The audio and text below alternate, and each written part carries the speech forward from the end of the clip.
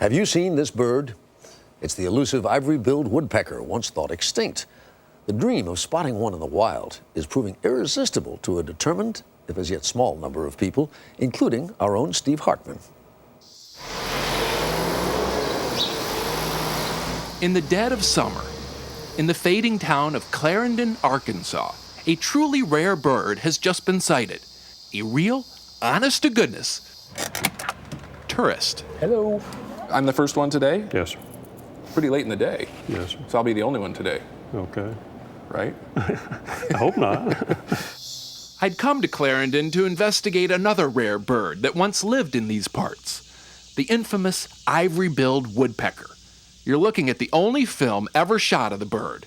It was 1935, and not long after these pictures were taken, the bird disappeared. For more than 60 years, it was classified extinct. Until this past April, when Secretary of the Interior Gail Norton stood up at a podium and turned back time. I cannot think of a single time we have ever found a species once thought extinct and now found to be in existence.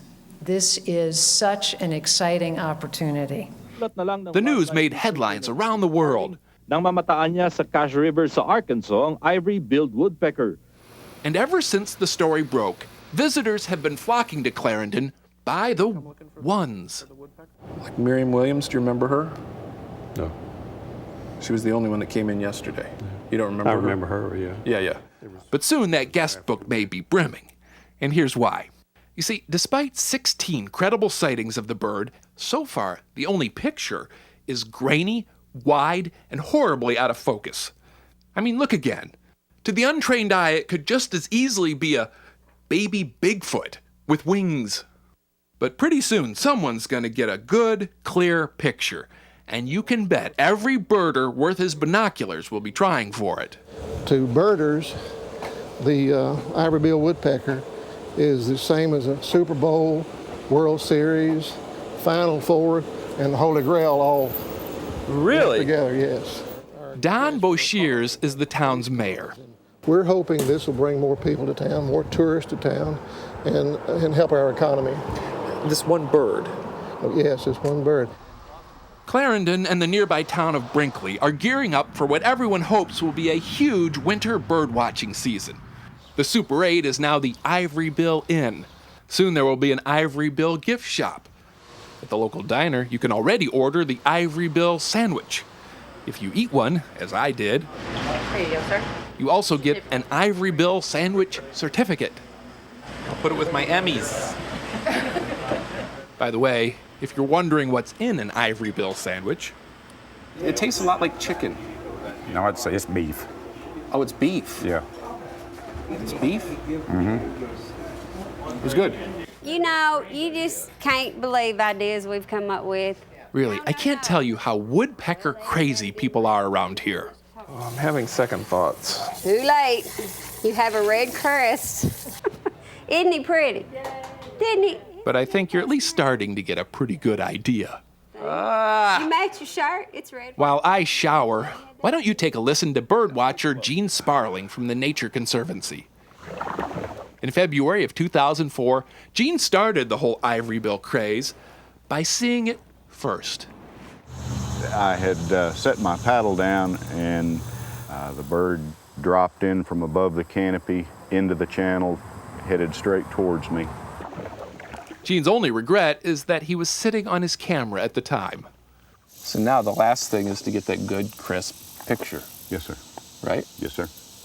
What's going to happen for the person who gets that picture? More fame and fortune? Girls? Be the first time a birder got girls. I can attest to that, actually. I knew it was a big deal, but I really didn't know how big. Bring on the groupies. Until right at that moment, when a strange noise echoed through the woods. The distinct call Hello? of the cell phone in Gene's pocket. Oh, no. Well, that's Tim Barksdale. Most people thought if anyone was going to get the shot, it would be professional bird photographer Tim Barksdale. But he's been at it for quite a while. For how long? I spent 241 days out here in the swamps. And you didn't get a picture? No. So this is a little harder than I thought, maybe. This is quite a bit harder than what we all thought. What do you think the odds of me going out here for a couple hours and getting a picture? Well, I'd say about 1,000,000 to 1. 1,000,000 to 1? Yeah.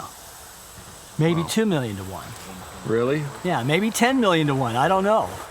If I went out there and got a picture. I'd slap you. Yeah, I was wondering about that. Yeah, yeah.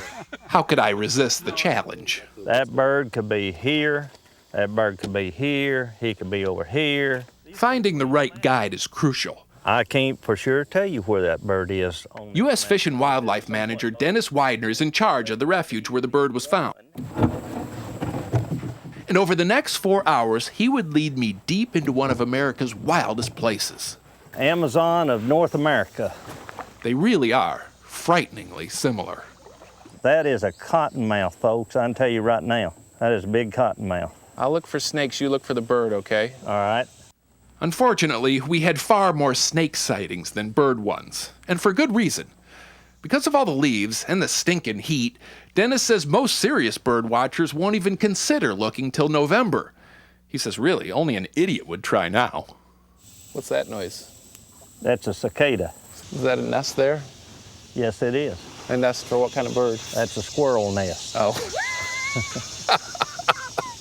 I was an Eagle Scout too. Okay.